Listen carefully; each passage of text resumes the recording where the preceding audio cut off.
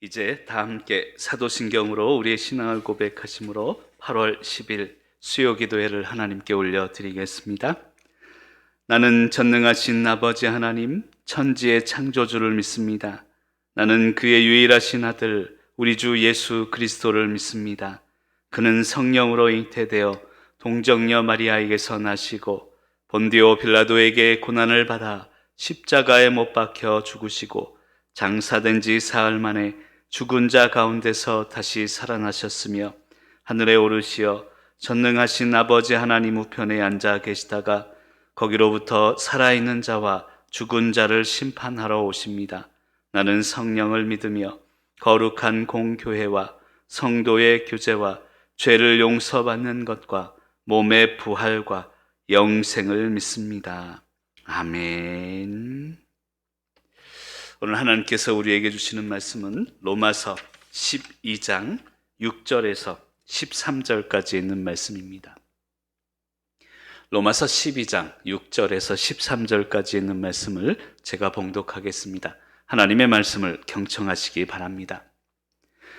우리에게 주신 은혜대로 받은 은사가 각각 다르니 혹 예언이면 믿음의 분수대로, 혹 섬기는 일이면 섬기는 일로, 혹 가르치는 자면 가르치는 일로, 혹 위로하는 자면 위로하는 일로, 구제하는 자는 성실함으로, 다스리는 자는 부지런함으로, 긍휼을 베푸는 자는 즐거움으로 할 것이니라.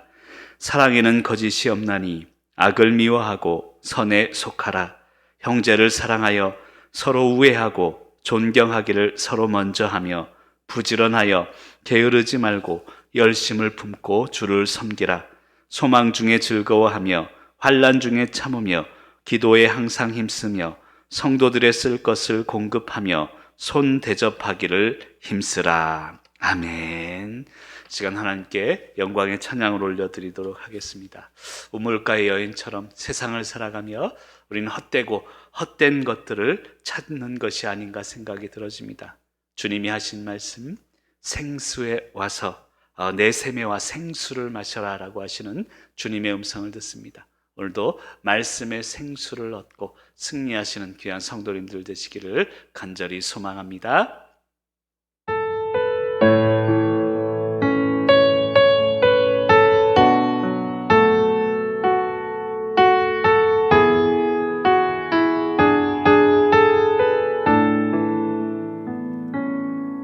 우물가의 여인처럼 난 구했네. 헛되고 헛된 것들을 그때 주님 하신 말씀, 내 세매와 생수를 마셔라. 오 주님 채우소서. 나의 잔을 높이 듭니다. 하늘 양식 내게 채워주소서. 넘치도록 채워주소서.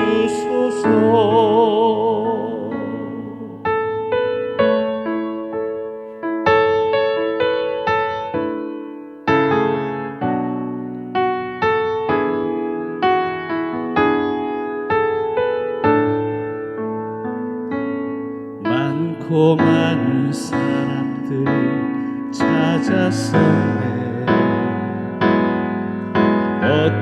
헛되고 헛된 것들을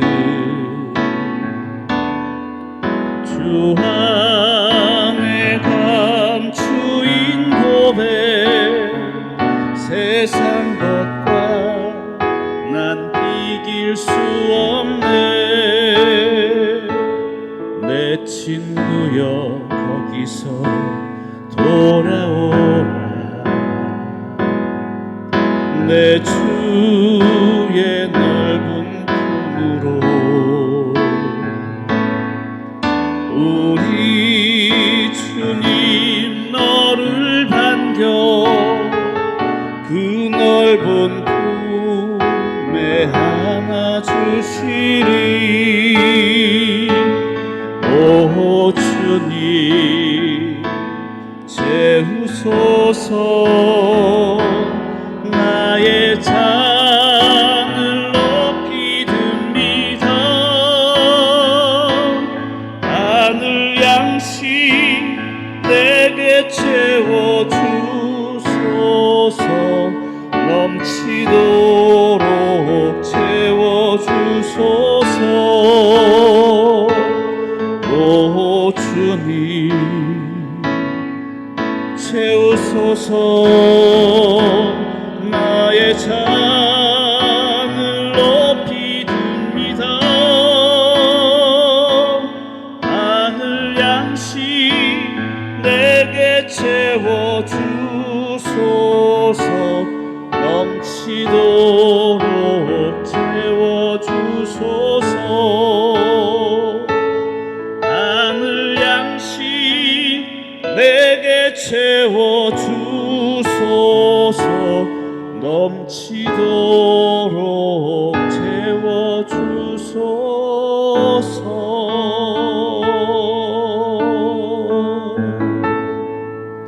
아멘. 함께 기도하시겠습니다.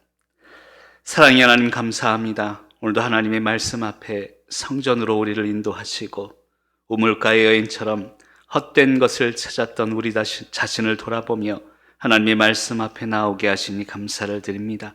세상의 것들을 내려놓고 하나님이 주시는 샘물가에 주시는 하나님의 음성을 듣는 생수를 마시는 귀한 시간이 되도록 인도하여 주옵소서. 감사드리오며 예수 그리스도의 이름으로 축복하며 기도드립니다. 아멘. 할렐루야. 우리 앞뒤좌우 인사하겠습니다. 보고 싶었습니다. 감사합니다. 우리 세상 가운데 살지라도 우리는 하나님의 말씀을 중심으로, 우리 교회를 중심으로 하나님이 원하시는 하나님의 방법대로 살아가야 될 줄로 믿습니다. 그것이 말씀의 능력이며 오늘도 어떠한 상황 가운데도 말씀을 중심으로 찬양의 기쁨을 가지고 또 기도의 기적을 경험하는 귀한 성도님들 되시기를 간절히 소망합니다. 제가 2주 전에 열정에 대한 이야기를 드렸습니다. 열정이란 무엇일까요? 열정이란 열심히 하는 것이라기보다는 지치지 않는 것이라 할 수 있습니다. 그럼 열정을 가진 자들은 하루만 열심을 내다가 내일은 식어버리는 그런 존재가 아닙니다. 오늘이나 내일이나 모레나 늘 지치지 않는 것이 우리 성경이 이야기하는 열정임을 믿으시길 바랍니다. 근데 사람이 왜 지칠까요? 왜 사람이 지치게 됩니까? 열정을 가졌고 열심히 산다 하지만 왜 삶에 지치게 될까요? 한마디로 말씀드리면 인간의 방법으로 살려 하니 지치게 되는 것입니다. 하나님의 방법대로 살면 지치지 않습니다. 육적으로도 영적으로도 하나님이 공급하시는 하나님의 능력으로, 하나님의 방법으로 세상을 살아가는 열정적인 우리 속초교회 성도님들 되시기를 간절히 소망합니다. 오늘도 말씀을 중심으로 우리의 열정을 되살피며 어떠한 상황 가운데도 하나님의 방법대로 살며 지치지 않는 저와 여러분이 되시기를 간절히 소망합니다. 우리가 지난 시간에 6절을 통해서 살펴본 게 있습니다. 우리 화면을 보면서 한번 볼까요? 6절에 보면 믿음의 분수대로라는 표현을 하는데요. 한번 읽어보겠습니다. 6절 말씀 시작. 우리에게 주신 은혜대로 받은 은사가 각각 다르니 혹 예언이면 믿음의 분수대로. 아멘. 여러분 6절에 보면 믿음의 분수대로라는 표현을 하고 있습니다. 그리고 은혜대로라는 이야기를 하죠. 이 3절과 6절과 8절은 서로 연결되어 있습니다. 3절에 보면 각 사람에게 나눠주신 믿음의 분량대로라고 이야기합니다. 분량대로. 그리고 6절 초반부에 보면 우리에게 주신 은혜대로라고 이야기합니다. 그러니까 믿음의 분량이 있는데 그 분량에 맞게 그 다음에는 우리에게 주신 은혜에 맞게 생활해야 된다는 것이죠. 그리고 8절 마지막에 보면 즐거움으로 할지니라 라고 이야기합니다. 그러니까 우리가 받은 믿음의 분량대로 그리고 은혜대로 그리고 우리의 삶 가운데 즐거움으로 모든 것을 해나가야 된다는 것입니다. 여러분 각자 다른 은사가 있습니다. 믿음의 분량대로 하나님은 은혜를 주셨는데 각자 다른 은사를 주셨습니다. 근데 그 은사에 대해서 우리가 알아야 되는 것은 같은 은혜를 통해서 다른 은사가 왔다는 것입니다. 각자 다른 은사가 있지만 그것은 같은 은혜로 우리에게 온다는 것을 믿으시길 바랍니다. 성령의 은혜대로 우리에게 다른 은사가 우리에게 전해지게 되고 그 다른 은사들이 하나가 되어 모여서 합력하여 선을 이루며 나아가야 된다는 것입니다. 여러분, 은사의 특징이 있습니다. 은사의 첫 번째 특징은요, 은사는 나를 위해 사용하는 것이 아니라 남을 위해 사용하는 것이 되어야 된다는 것입니다. 하나님이 은혜를 따라서 우리에게 은사를 주셨습니다. 각자마다의 은사를 주셨는데 그 은사는 나를 위해 사용하는 게 아니라 남을 위해 사용하는 것이라는 그 의미를 깨달아야 합니다. 나를 위해 사용하려고 할 때 그 은사는 그 순간부터 능력을 잃어버리게 되는 것입니다. 그리고 두 번째 은사의 특징은 비교하기 시작하면 무너진다는 데 있습니다. 여러분, 은사는 비교하는 게 아닙니다. 비교할 수 있는 어떤 대상이 아닙니다. 비교하는 순간부터 은사는 무너질 수밖에 없다는 것을 우리는 깨달아야 합니다. 그리고 세 번째 은사의 특징은 지난 시간에 설명하다 말았는데요, 개인보다 공동체, 즉 교회를 우선시한다는 것입니다. 나에게 주신 은사가 있습니다. 이게 나를 위해 쓰여지지 않고 상대방을 위해서 쓰여진다라는 표현을 했는데, 이것을 좀 더 설명드리면 개인보다 공동체를 우선시한다, 이것을 우리는 알아야 된다는 것입니다. 여러분, 나보다 교회가 우선시되는 게, 그럴 때 사용하는 게 은사라는 것입니다. 은사를 통해서 내가 드러난다? 이것은 잘못된 은사라는 것이죠. 은사, 내게 주신 은사를 통해서 교회가 드러나야 되고 공동체가 우선시 되어야 된다. 이것이 은사의 특징임을 믿으시길 바랍니다. 그러면서 이제 6절 중반부 이하에 보면 7가지 은사를 하나씩 설명하고 있습니다. 첫 번째 은사는 뭐냐면 예언의 은사를 이야기하고 있습니다. 예언이면 믿음의 분수대로라고 이야기하고 있다는 것이죠. 여러분, 예언하면 여러분 어떤 생각이 납니까? 어떤 미래를 점치고 미래를 알아맞히는 그런 은사구나라는 생각을 할 텐데요, 예언은 그렇지 않습니다. 예언이란 은사는 뭐냐면 미래의 일을 예고하는 것이 아니라 하나님의 말씀을 올바로 선포하는 것을 예언이라고 한다는 것입니다. 하나님이 주신 말씀이 있습니다. 그 안에 과거, 현재, 미래가 말씀 안에 다 담겨져 있습니다. 그 말씀을 올바로 해석하는 능력이 예언이고, 말씀을 올바로 해석하게 되면 미래의 일도 분명히 우리는 깨닫게 된다는 것입니다. 그래서 예언의 은사는요, 여러분, 예언의 은사에 대한 개념을 바꾸셔야 합니다. 미래를 맞추는 은사다, 그렇게 생각하면 안 된다는 것입니다. 하나님의 말씀을 올바로 해석하는 것이 바로 예언의 은사임을 믿으시길 간절히 소망합니다. 말씀을 푸는 은사죠. 이 은사를 받은 사람은 하나님의 뜻을 명확하게 성경대로 풀어서 선포하는 일을 명확하게 해야 된다는 것입니다. 그런데 이 예언에 대해서 믿음의 분수대로라는 표현을 합니다. 분수가 뭐냐면 휘페르라는 단어를 쓰는데요, 여러분 알고 있는 수학적인 그런 용어입니다. 수학적인 비율, 2분의 1, 3분의 1 이런 게 분수인데요, 이 수학적 분수, 즉 믿음의 비율, 수학적인 비율만큼 예언을 하라라는 뜻을 가지고 있다는 것입니다. 좀 어렵죠? 메이어라는 그 신학자가 이 분수를 어떻게 해석했냐 하면, 이 분수, 즉 아까 얘기했던 수학적 비율은 인간의 규범과 한계를 의미한다라고 풀이하고 있습니다. 점점 어려워지네요. 그럼 어렵게 생각할 필요가 없습니다. 이 예언, 말씀을 올바로 해석하는 이 은사를 통하여서 결과적으로는 인간의 규범, 그리고 인간의 유한함, 한계를 깨닫게 된다는 것입니다. 이것이 바로 예언의 은사임을 오늘 말씀은 이야기하고 있습니다. 저는 목사로서 말씀을 올바로 지금 해설하고 있다면 저는 예언의 은사를 받은 것입니다. 그리고 제 부족하지만 이 말씀을 통해서 듣는 성도님들은 그렇구나, 이게 인간의 규범이 이런 것이구나, 인간의 한계는 이런 것이구나, 이것을 깨닫게 되면 예언의 은사가 교회를 통해서, 설교단을 통해서 올바로 전해지고 있다는 것입니다. 그리고 두 번째 은사는 7절에 보면 이런 말씀이 있습니다. 혹 섬기는 일이면 섬기는 일로라고 표현합니다. 즉 두 번째 은사는 섬김의 은사라고 표현하고 있습니다. 섬김이 무엇입니까? 봉사하는 것이죠. 남을 섬기는 것입니다. 그리고 이 원어를 보니까 디아코니아라는 단어를 씁니다. 즉, 이 디아코니아라는 단어는요, 좀 어렵습니다만 다른 사람에 대한, 잘 들어보세요, 상대방에 대한 개인적인 사역이라고 표현할 수 있습니다. 그러니까 남을 위해서, 남을 향해서 내가 해야 하는 개인적인 사역임을 설명하고 있다는 것입니다. 그래서 섬기는 일은요, 사역 자체로 섬길 수 있어야 합니다. 섬긴다고 하면서 상대방과 부딪혀서는 안 됩니다. 섬기는 일 자체로 조화를 이루어야 된다는 것을 오늘 말씀은 이야기하고 있습니다. 여러분, 섬기는 일이면 섬기는 일로 상대방과 부딪히지 않으면서 상대방을 섬기는 나 개인적인 은사를 가지고 승리하시길 바랍니다. 세 번째는 가르치는 은사가 있습니다. 우리 7절 중반부에 보면 혹 가르치는 자면 가르치는 일로라고 이야기하고 있습니다.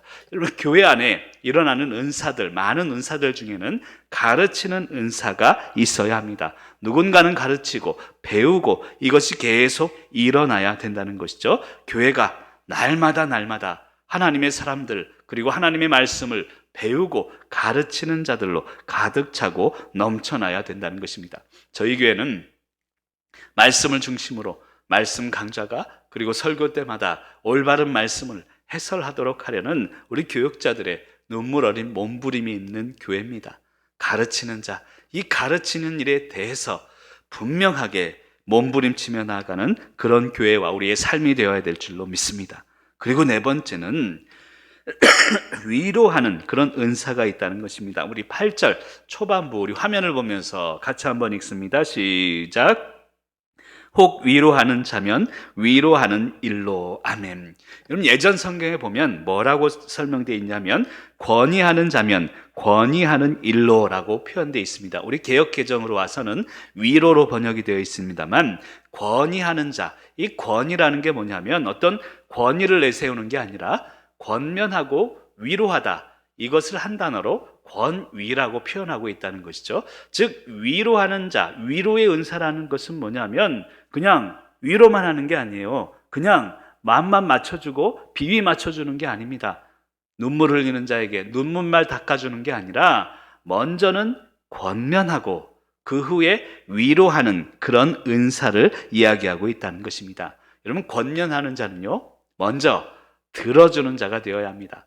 먼저 다 들어주고 나서 말씀에 의거해서 권면하고 위로할 수 있어야 된다는 것이죠. 다시 말씀드리면 위로의 은사는 들어줌에서부터 시작된다, 이것을 알아야 합니다. 여러분, 위로하기 위해서는요, 상대방을 말을 들어주어야 합니다. 상대방의 상황을 먼저 이해하고 깊이 있게 공감하고 나서 위로할 수 있습니다. 아니, 상대방의 상황도 모르면서 위로한답시고 내뱉은 말 때문에 오히려 상처받을 때가 얼마나 많습니까?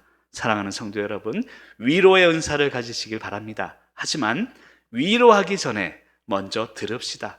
그리고 그 들음, 그 상황을 먼저 이해하고 공감한 후에 위로의 은사가 우리 교회 안에 퍼져야 될 줄 믿습니다. 그리고 다섯 번째는 구제하는 은사가 있습니다. 8절 중반부 이하에 보면 구제하는 자는 뭘로요? 성실함으로라고 표현하고 있습니다. 여러분, 구제라는 것은 뭐냐면 나누어 주는 것이죠. 어려운 사람들을 베풀어 주는 것입니다. 남몰래 선행을 베풀고 사람을 세워가는 은사를 이야기하고 있습니다. 그런데 이러한 구제하는 은사는요, 성실함으로 하라라고 표현하고 있습니다. 이 말의 의미는 뭐냐면 구제하는 거 좋죠. 이 사람 도와주고 저 사람 도와주는 거 좋습니다만 더 중요한 것은 꾸준히 도와주는 거예요. 성실하게 한 번만 도와주고 끝이 아니라 기분 좋을 땐 좋았다가 도왔다가 기분 나쁘게 하니까 끊었다가 이래서는 안 된다는 것입니다. 구제하는 자는 성실함으로. 여러분, 나누다 보면요, 사실 자존심 상할 때가 있어요. 마음 상할 때도 있습니다. 아니, 내가 내 것을 나누면서 왜 이렇게 마음 상하고, 아니, 이럴 거면 안 하는 게 낫지, 이런 생각이 들 때가 있다는 것입니다. 그래서 구제하는 자에게는 성실함이 필요하다. 감정에 흔들리지 마라. 오늘은 했다가 기분 좋을 때는 했다가 기분 나쁘면 끊었다가, 그것은 구제가 아님을 이야기하고 있습니다. 사랑하는 성도 여러분, 서로를 구제하는 은사로 귀한 교회가 나아가길 원합니다. 하지만 이 구제의 은사는 성실함, 꾸준함이 있어야 합니다. 누가 뭐래도 한 번 나누는 그 마음이 끝까지 가는 성실함으로 승리하시길 바랍니다. 그리고 여섯 번째로 다스리는 은사가 있습니다. 8절 중반부 이하에 보면 다스리는 자는 부지런함으로 라고 이야기하고 있습니다. 여러분, 이것이 성경적인 리더십을 의미하는데요. 이 다스리는 은사, 다스리는 자, 지도자의 첫 번째 덕목은 저는 부지런함이 아닌가라는 생각이 들어집니다. 여러분, 리더가 부지런하지 않으면 이 공동체가 올바로 설 수 없습니다.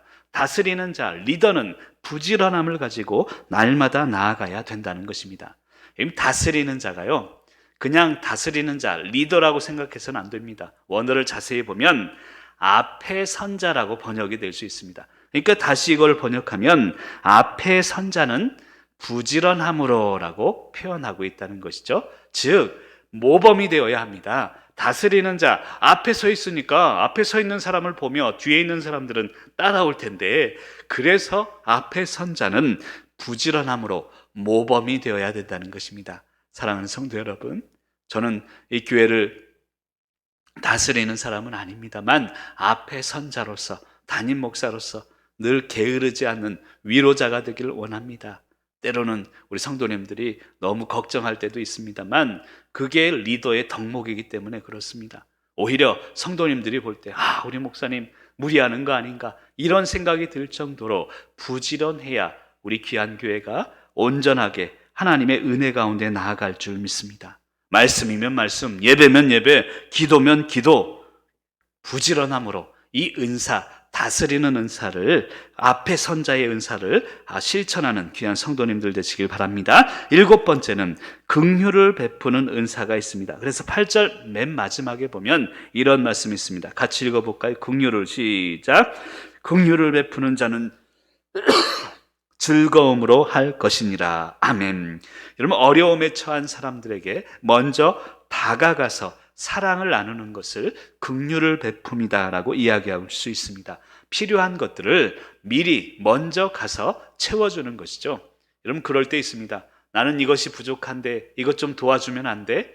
이 말을 하기 전에 미리 가서 채워주는 게 긍휼을 베풀다의 의미라는 것입니다. 사랑하는 성도 여러분, 이왕 도와줄 것이면 먼저 도와주고, 이왕 채워줄 것이면 그 사람들이 힘든 이야기 하기 전에 미리 그분들의 필요를 채워주는 긍휼의 은사를 가지시기를 바랍니다.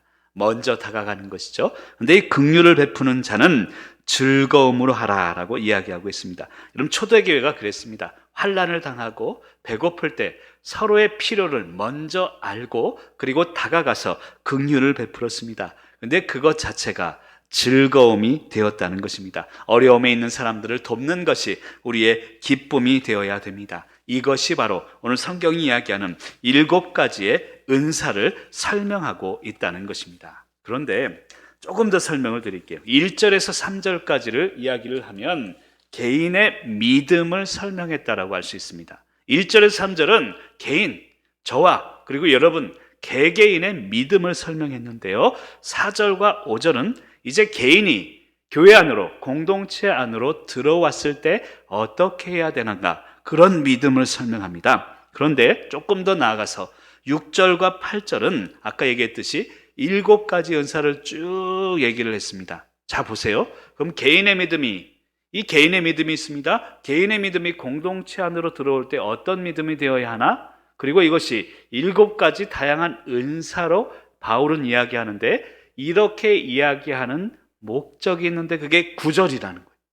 여러분, 9절에서는 무엇을 이야기하냐면 사랑의 중요성을 의미하고 있습니다. 개인의 믿음, 공동체 안으로 들어와서 어떻게 해야 되는지, 그리고 이 7가지 은사들이 교회 안에 쭉 퍼져 있는데 결국은 사랑의 중요성을 위해서 개인의 믿음도 필요하고 공동체의 믿음도 필요하고 7가지 은사가 필요하다. 그것을 바울은 9절에서 설명하고 있다는 것입니다. 여러분, 교회는요, 비밀 찾기, 보물 찾기에 저는 공간이라고 생각합니다. 하나님이 숨겨놓으신 보물을 찾아가는 그런 놀라운 공간이 저는 교회라고 믿어요. 어떤 보물을 찾는 것입니까? 사랑의 보물을 찾는 거예요. 예수 그리스도 십자가의 은혜로 우리가 받은 사랑, 내가 오늘 받았고 일주일 동안 세상을 살아가면서 내가 받은 그 사랑의 보물, 그것을 일주일 동안 찾는 거예요. 그리고 교회에 와서 그걸 또 나누고, 여러분 이것이 교회의 비밀이며 교회의 보물임을 믿으시길 바랍니다. 그게 사랑의 보물이라는 거예요. 그래서 9절에 보면 이런 말씀을 합니다. 9절 말씀을 우리 같이 한번 읽어봅니다. 사랑에는 거짓이 없나니 악을 미워하고 선에 속하라. 아멘. 여러분 바울이 계속 이야기하는 것은 교회는 하나다라는 거예요. 그런데 우리가 받은 은사들은 다양하다는 거예요. 다양한 은사들이 이제 사랑을 통해서 하나가 되어야 된다는 것입니다. 그리고 이 사랑의 필요성이 바로 거기에 있다는 거예요. 다양한 개개인을 하나로 묶어줍니다. 사랑의 보물을 늘 찾아가며 나아갈 때 다양한 은사들이 하나가 되어서 하나의 교회로 하나님의 능력을 펼쳐갈 수 있다는 것이죠. 여러분 자동차, 오늘도 교회 올 때 또 출퇴근할 때 여러분 타셨을 텐데, 자동차에 자동차마다 좀 다르긴 하겠습니다만 부품이 3만 개가 넘는데요. 3만 개가. 근데 만약에 이 부품 3만 개를 이 교회 앞마당에 쭉 1번부터 3만 개까지 쫙 늘어뜨렸어요. 그럼 무슨 소용이 있습니까? 자동차가 가겠습니까? 못 가죠. 이 3만 개의 부품을 조립을 했을 때 이 교회 앞마당에서 집으로 쫙 나갈 수가 있는 것이죠. 그럼 다양한 은사들을 조립하고 하나가 되도록 만드는 것이 바로 사랑이라고 오늘 말씀은 이야기하고 있다는 것입니다. 그럼 사랑은 눈에 보이지 않잖아요. 그런데 우리의 몸은 눈에 보입니다. 그리고 우리 안에 있는 영혼, 생명은 보이지 않습니다. 하지만 생명을 불어넣는 우리의 사역들을 통해서 눈에 보이지 않는 사랑이 눈에 보이는 현실로 변화될 수 있어야 된다는 것입니다. 그래서 9절에 보면 사랑에는 거짓이 없대요. 그리고 악을 미워하고 선에 속하라라고 이야기하고 있습니다. 이 사랑에 대해서 로마서 5장 5절은 이렇게 기록합니다. 우리 화면을 보면서 같이 한번 읽어볼까요? 소망이 시작. 우리에게 주신 성령으로 말미암아 하나님의 사랑이 우리 마음에 부은 바 됨이니. 아멘. 소망이 부끄럽게 하지 않는데요. 이 말은 뭐냐면 지금은 그렇지 못하지만, 지금은 부족하고 지금은 연약하고 고난 가운데 있지만 미래에 대한 소망을 품으면 우리의 지금 현재의 삶도 부끄럽지 않게 된다는 것입니다. 그리고 더 중요한 것은 우리에게 주신 성령으로 말미암아 하나님의 사랑이 우리 마음에 부은 바 됐다는 거예요. 이 하나님의 사랑은요, 이 아가페의 사랑입니다. 오늘 말씀 이야기하는 하나님의 전적인 사랑을 이야기하고 있다는 것입니다. 이 하나님의 사랑, 아가페의 사랑은 인간적인 생각으로 할 수 없고 성령으로 말미암아 우리 마음 가운데 부어져야 가능하다는 것입니다. 그리고 이 교회의 중심에 흐르는 것은 이 아가페 사랑, 하나님의 사랑이 흘러야 되고, 이 아가페 사랑은 성령으로 말미암아서 흐르게 된다는 것입니다. 저는 우리 속초교회 중심을 지나고 있는 강물 같은 것이 있는데 그것이 아가페 사랑인 줄 믿습니다. 아멘 하셨죠? 여기까지 다 들립니다. 우리 교회의 중심에 흐르는 것은 어떤 욕심이 강물이 흘러서는 안 됩니다. 세상적인 강물이 흘러서도 안 됩니다. 오직 하나님의 사랑의 강물이 흘러가야 된다는 것입니다. 우리 교회 올 때마다 야, 그렇구나. 하나님의 강물의 능력이 쭉 흐르고 있습니다. 그 능력을 볼 때마다 늘 우리 안에 새로운 사랑이 솟아나야 된다는 것입니다. 근데 예수 그리스도의 사랑, 하나님의 사랑을 이야기할 때는요, 함께 꼭 같이 가는 단어가 있습니다. 그것은 뭐냐면 보혈이라는 단어예요.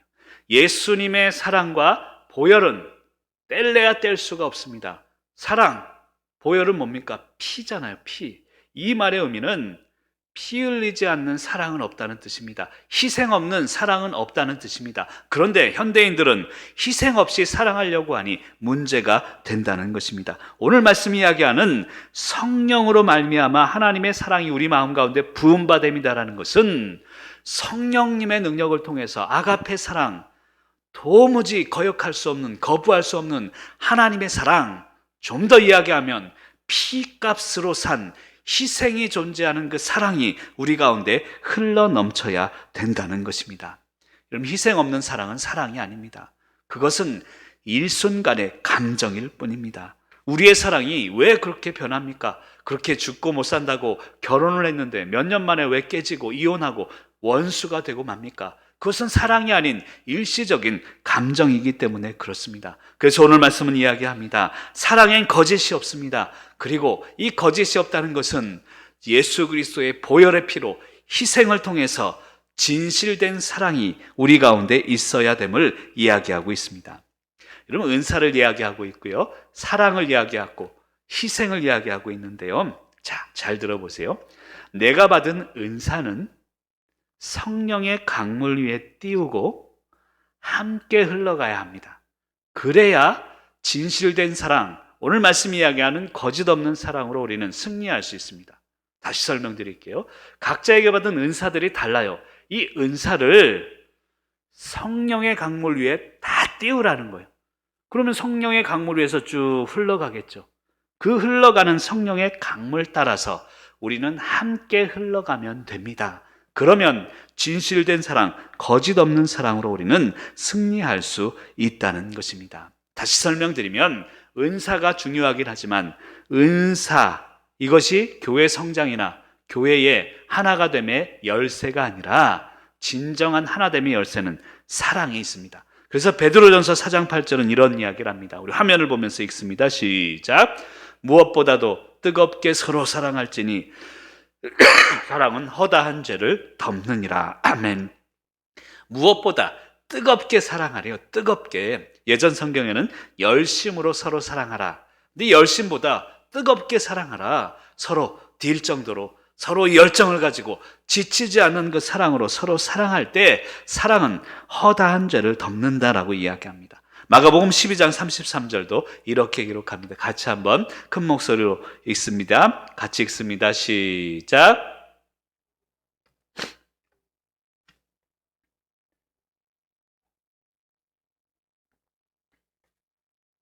전제로 드리는 모든 번제물과 기타 제물보다 나으니라. 아멘. 여러분, 쉽게 생각하면, 쉽게 설명드리면 사랑하는 게 어떤 제물보다 낫대요. 여러분, 예배 드리러 오면서 헌금 가지고 오시잖아요. 그리고 예물 드리러 오시잖아요.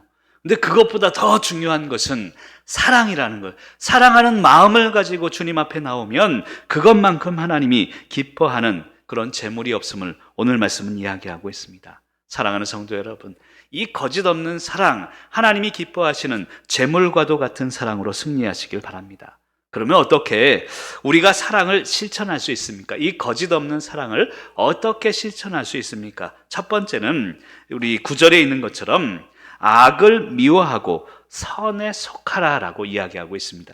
그럼 9절 말씀에 보면 사랑엔 거짓이 없나니 악을 미워하고 선에 속하라라고 이야기합니다. 당연한 말이죠. 악은 미워해야 합니다. 그리고 선에 속해야 되는데요, 여기에 담겨진 신학적인 의미가 있습니다. 악을 미워하라는 뜻은요, 개인적인 노력을 의미합니다.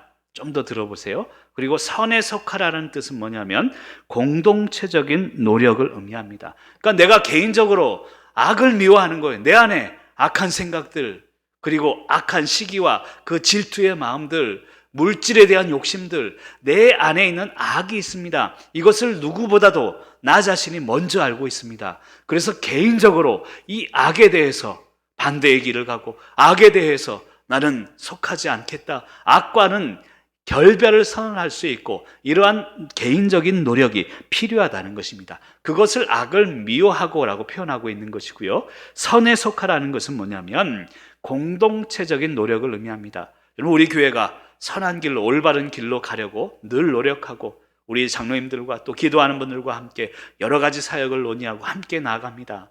이 선, 함께 가는 그 길에 속하라는 것을 의미합니다. 때로는 마음에 들지 않을 때도 있습니다. 때로는 공부하기 싫을 때도 있고요. 아유, 우리 목사님 또 우리 장로님들 왜 저러시나, 왜 힘들게 저렇게 성경 강좌하시고 왜 저렇게 하시나, 이런 생각이 들 때도 있지만 공동체적인 노력은 달라요. 개인적으로 내가 싫어하는 것일지라도 선에 속하고 교회의 사역에 속할 것을 오늘 말씀은 이야기하고 있습니다. 그것이 사랑을 실천할 수 있는 방법이라는 것입니다. 여러분, 두 번째 방법은 뭐냐면 형제를 사랑하라라고 이야기하고 있습니다. 그러니까 사랑을 실천하는 두 번째 방법은 사랑하는 거예요. 10절에 보면 그런 말씀이 있습니다. 우리 10절 말씀을 같이 한번 읽어볼까요? 형제를 사랑하여 서로 우애하고 존경하기를 서로 먼저 하며 라고 표현합니다. 여러분, 형제를 사랑하고 우애하래요. 그리고 존경하래요. 근데 형제 사랑은 뭐고 우애는 뭘까? 존경을 뭘까? 이것을 좀 알아야 합니다. 형제 사랑이라는 단어는 여러분 잘 알고 있는 단어입니다. 필라델피아. 여러분 이 단어 아시죠? 뭐 교회 이름도 있고요. 빌라델비아라고도 하기도 하고 필라델피아라고도 하기도 하는데, 헬라어 필라델피아는 형제 간의 사랑을 의미합니다. 그래서 첫 번째, 형제를 사랑하라 라는 말은 그냥 사랑이 아니라 형제 자매 간에 때로는 다투기도 하죠. 그런데 형제를 사랑하는 그 마음만큼, 그 사랑만큼 우리는 서로 사랑하라는 것입니다. 그리고 우애하다라는 말은 뭐냐면 이 원어로는 필로스토르고이라는 단어를 쓰는데, 이것은 가족 간의 사랑을 의미합니다. 그러니까 형제 간의 사랑, 때로는 다투기도 하고 동등한 입장에서 때로는 대립하기도 하지만 그런 사랑이, 그리고 가족 간의 사랑, 부모와 자녀, 그리고 뭐 자녀와 자녀 간의 사랑도 있죠. 이 가족 간의 사랑은 그 어떤 것으로도 끊을 수가 없다는 것입니다. 형제 사랑과 가족 간의 사랑, 우애를 설명하고 있고 존경하기를 서로 먼저 하라라고 이야기합니다. 사실 나이가 들어가며 세월이 흐르면서 사랑보다는 존경으로 살아갈 때가 많습니다. 오해하지 마십시오. 존경하는 마음이 사랑보다 우위에 있다, 이것을 이야기하는 게 아니라 우리 인간 관계의 현실을 이야기하는 것입니다. 사랑을 하면서 우리가 나아가고 결혼하죠. 근데 세월이 지나면서 부부관계도 그래요. 서로 존경의 말이 어떤 때는 이 사랑의 말이라고 하기보다는 사랑의 마음을 잘 표현한다는 것입니다. 그래서 존경하기를 서로 먼저 하라는 거예요. 세월이 흐를수록 오히려 서로를 존중해주고 예의 바른 말을 하고 서로를 존중해주는 말이 필요하다는 것입니다. 그것을 오늘 말씀은 이야기하고 있습니다. 그러니까 단순히 형제 사랑하고 가족만을 사랑하는 것을 넘어서서 세월이 흐를수록 존경의 말을 한마디씩 더해주라는 거예요. 여러분, 부부도 그렇습니다. 말 안 해도 알지. 절대 그렇지 않습니다. 존경의 말 한마디가 신뢰를, 그리고 이 신뢰가 예전에 처음 사랑을 깨닫게 하고 그래서 살아갈 수 있는 것입니다. 존경하는 것을 서로 먼저 하는 저와 여러분이 되시길 간절히 소망합니다. 요한일서 4장 4절에 보면 이런 말씀이 있습니다. 같이 읽습니다. 너희는 하나님께 속하였고 또 저희를 이기었나니 이는 너희 안에 계시니가 세상에 있는 이보다 크심이라. 아멘. 우리 안에 있는 분이 세상에 있는 분보다 크대요. 이 말은 쉽게 설명을 드리면 큰 그릇이 우리가 됐다는 거예요. 우리 안에 있는 분이 세상보다 크대요. 그러면 우리 마음이 커졌다는 거잖아요. 그래서 큰 그릇인 우리 성도가 작은 그릇인 세상을 품으라는 뜻입니다. 사랑하는 성도 여러분, 그런 믿음으로 승리하시길 바랍니다. 근데 10절을 보면 그런 말씀이 있습니다. 맨 마지막에 보면 먼저 하며라는 표현이 있습니다. 마태복음 5장 23절 24절 아시죠? 화면을 보면서 같이 한번 읽습니다. 그러므로 예물을 제단에 드리려다가 서너 형제에게 원망 들을 만한 말이 있는 것이 생각나거든 예물을 제단 앞에 두고 먼저 가서 형제와 화목하고 그 후에 와서 예물을 드리라라고 이야기합니다. 여러분, 이 말의 의미는 무엇입니까? 여러분, 예배 전에 먼저 중요한 것은 관계라는 것입니다. 여러분, 예배도 하나님과의 관계잖아요. 그런데 하나님과의 관계는 사람과 사람과의 관계를 통해서 넓어지고 가까워질 수 있는 것입니다.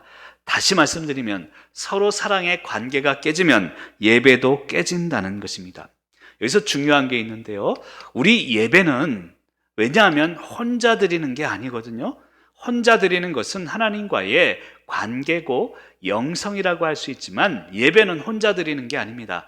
관계를 통해서 하나님께 드려지는 것이 예배이기 때문입니다. 그래서 예배 드릴 때 생각나면 관계 먼저 회복하고 예배 드릴 것을 이야기하고 있습니다. 사랑하는 성도 여러분, 이런 마음으로 하나님, 형제 사랑, 서로 우애하고 존경하면서 먼저 관계를 회복하고 사랑을 회복하시는 저와 여러분이 되시길 바랍니다. 그리고 세 번째로 우리가 구체적으로 어떻게 사랑을 실천할까 하면 교회가 진정한 사랑 공동체가 되기 위해서 열심히 주님을 섬기라는 것입니다. 우리 11절 말씀을 같이 한번 읽습니다. 11절입니다. 부지런하여 게으르지 말고 열심을 품고 주를 섬기라. 아멘. 여러분, 사랑을 하면 부지런해집니다. 그렇지 않나요? 여러분, 사랑할 때, 연애할 때 보세요. 얼마나 부지런했습니까? 지금은 사랑이 식어서 얼마나 게을러졌습니까?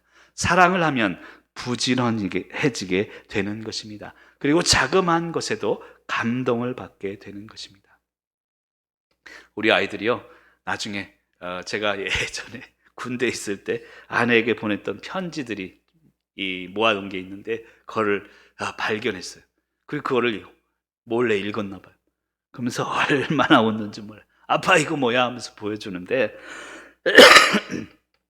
지금 보면 얼마나 그냥 오금이 저린지 모릅니다. 그런데 그때는 그것이 진심이었고, 물론 지금도 아내를 사랑하는 마음에는 변함이 없습니다.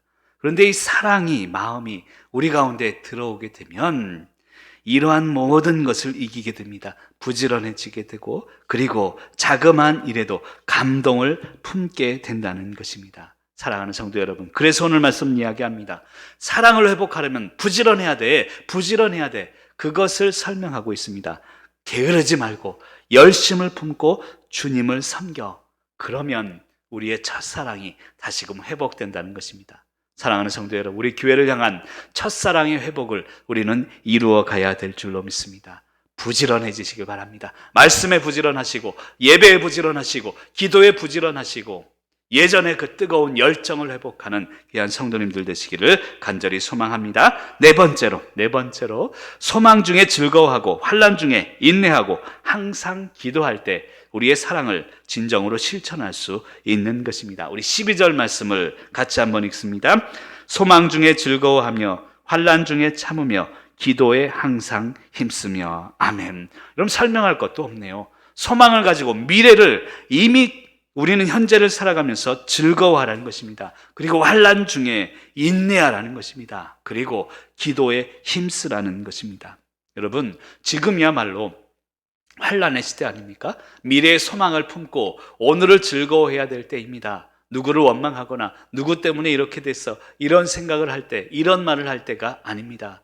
환난 중에 참고 인내하며 미래의 소망을 품고 오늘을 즐거워하면서 기도에 힘쓰는 저와 여러분이 되시기를 간절히 소망합니다. 그리고 마지막 다섯 번째로 서로 대접하기를 힘쓸 때 우리의 사랑이 실천할 수 있다는 것입니다. 우리 13절 말씀 마지막으로 같이 한번 읽습니다.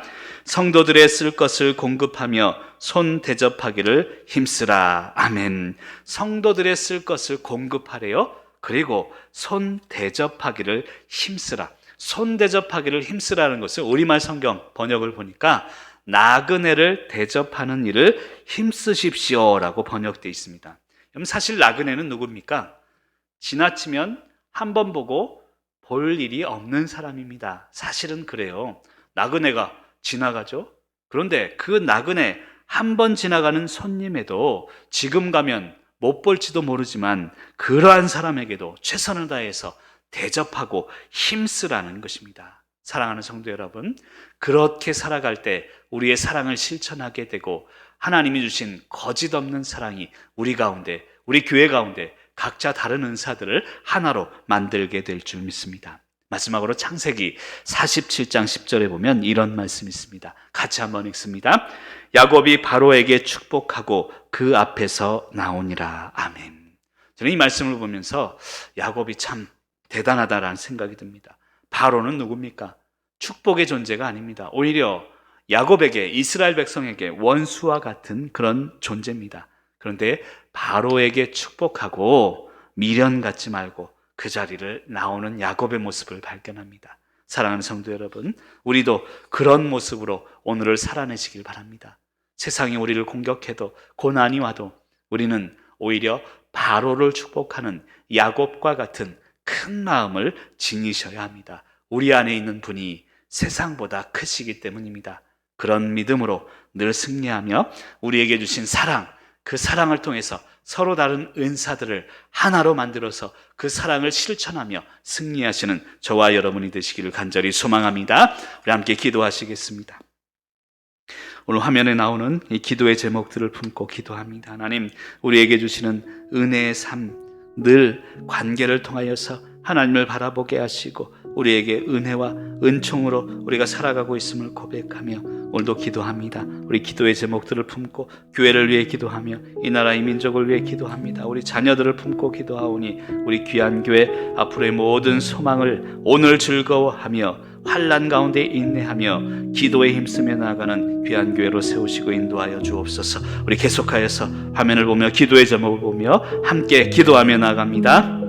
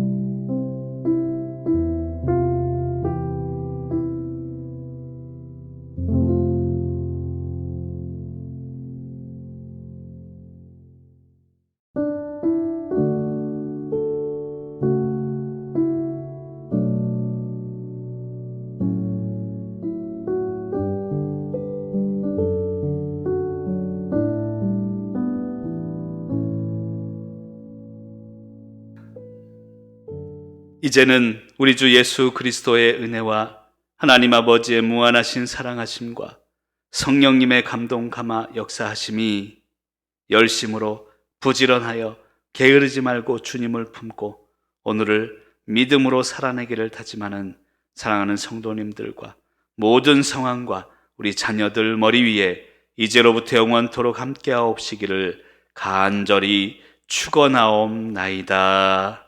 아멘.